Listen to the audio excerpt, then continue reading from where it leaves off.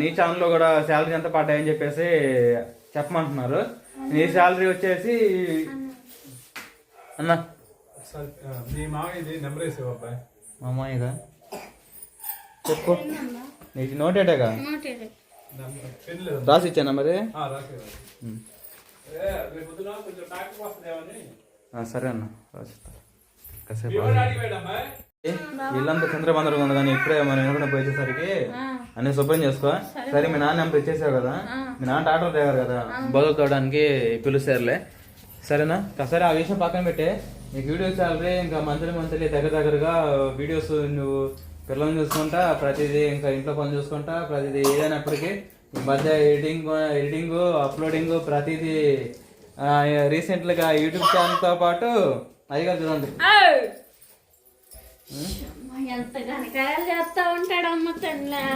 అసలు కొన్న మనసు అసలు ఉండట్లేదంటే పిల్లల గురించి కూడా చాలా జాగ్రత్త చెబుతా ఉన్నారు.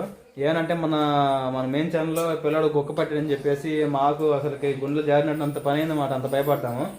దాని గురించి చెబితే ఏం కాదులని చిన్నతనంలో వచ్చింది, అది జాగ్రత్తగా పిల్లల్ని ఆడకుండా చూసుకోండి, ఆటోమేటిక్గా తగ్గిద్దని చెప్పి చెబుతాను అనమాట. ఇప్పుడేం తలకే బాగా వేడిగా ఉంది, కొంచెం జ్వరం లో జ్వరం ఉన్నట్టు ఉంది. సిరప్లు కానీ లేకపోతే ఇంజక్షన్ కానీ చేయాలి. పిల్లలకి బాగా ఇది చలికాలం కదా, ఈ చలికాలతో పాటు పిల్లలకి ఆటోమేటిక్గా జ్వరాలు, దగ్గులు, జలుబులు ఇలాంటివి చేస్తూ ఉన్నాయి. శ్వాసని కూడా జ్వరం 2 రోజులు పెట్టి తగ్గింది, మళ్ళీ ఈడికి వచ్చింది, మళ్ళీ తీసుకుపోయి చూపించాలి జాగ్రత్తగా. సరే రాజీ, ఈ విషయం పక్కన పెట్టే. సరదా నువ్వు ఇన్ని పనులు చేసుకుంటా. రాజకుమారి రీసెంట్గా ఇన్స్టా ఆయన ఫేస్బుక్ యూట్యూబ్ 3 ఛానల్ రన్ చేస్తుందండి. ఫేస్బుక్లోనైనా లేకపోతే ఇన్స్టాలో అయినా ఆటోమేటిక్ వచ్చేసింది అనమాట. నాని రాజీ వ్లాగ్స్ యూట్యూబ్ ఛానల్ పెట్టేసింది అనమాట ఇన్స్టాలో. కావాల్సిన వాళ్ళు చూడండి.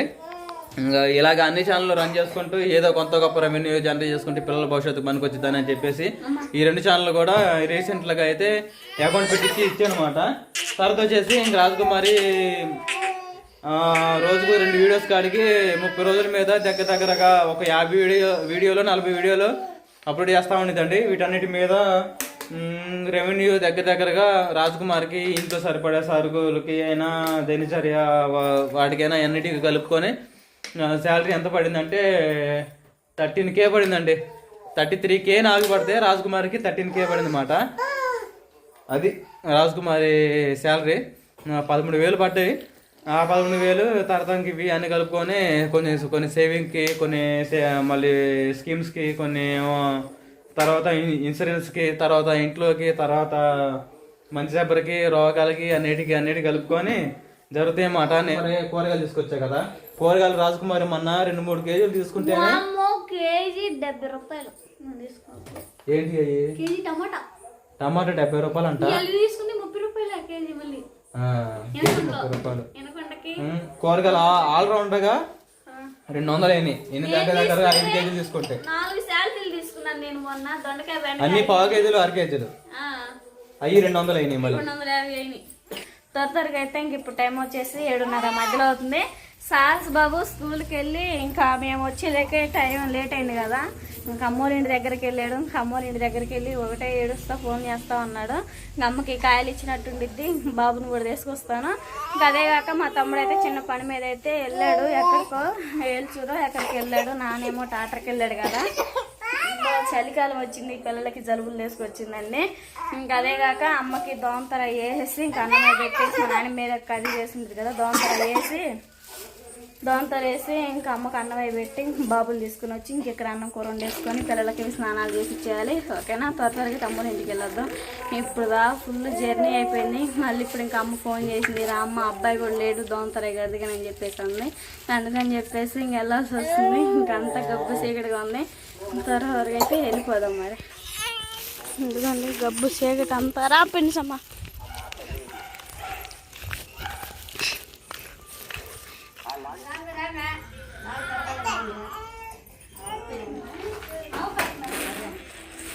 అది పట్టుకో, కర్రలు పట్టుకోపోయేస్తావు. ఆవు పట్టుకున్నా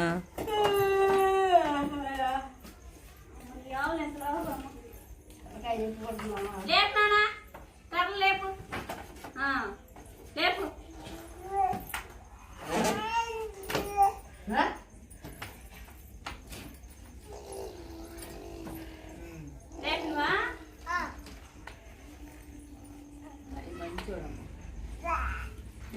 బాగుంది అయ్యో పోనీ బాగుంది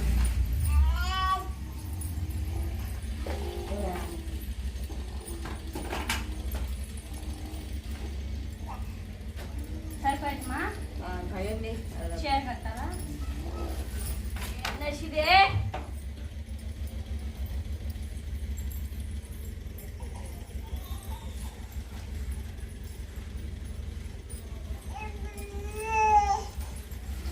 ఎత్తిపోయినారా